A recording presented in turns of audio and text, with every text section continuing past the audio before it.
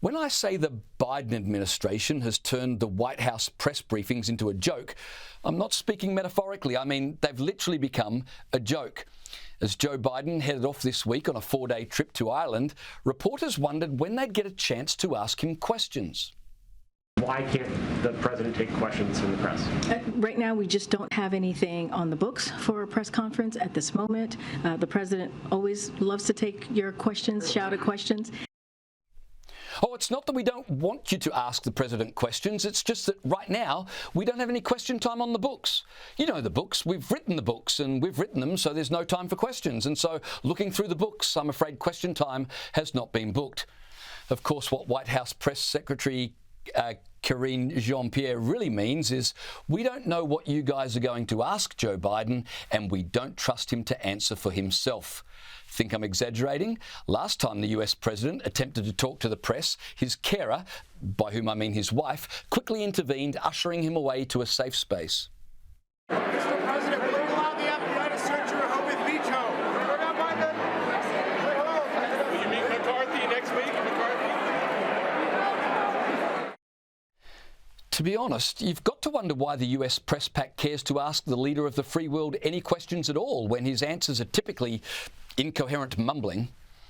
Are you saying that you would be taking part in our upcoming election in 2024? Well, I'll either be rolling an egg or being the guy who's pushing them out. Come on, help a brother out. Make some news for me. I plan on running now, but we're not prepared to announce it yet. All right.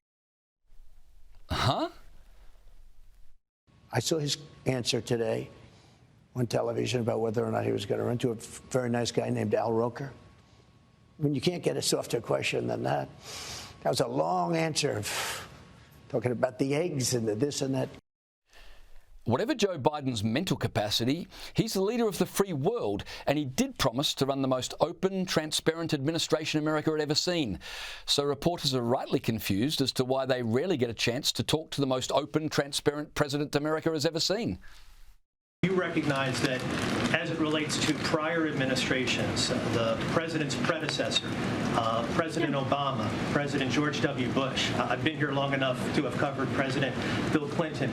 This is not the norm. The norm is we do get an opportunity to ask the questions to the president about domestic and foreign policy issues in a formal setting at some point. And you choose that point, but we haven't had that opportunity in quite some time. The White House press secretary's reply is quite extraordinary. Sure, you haven't had the chance to sit down and ask the president any questions, but you regularly get the chance to shout at him. It is also unprecedented that a president takes as many shouted questions as this president has, and he has. Okay.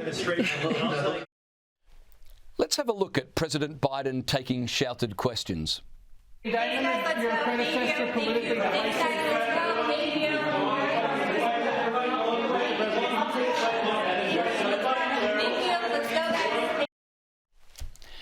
So, with Russia gnawing away on the edges of Europe, with China staging massive war games off the coast of Taiwan, and with the American economy in all sorts of trouble, the White House refused to make the US president available for questions.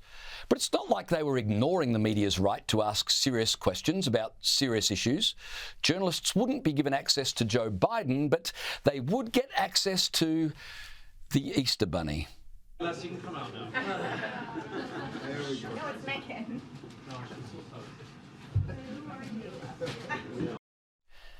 So, while Xi Jinping meets Vladimir Putin to work out how they're going to divide up the world, journalists in America are asking questions of the Easter Bunny.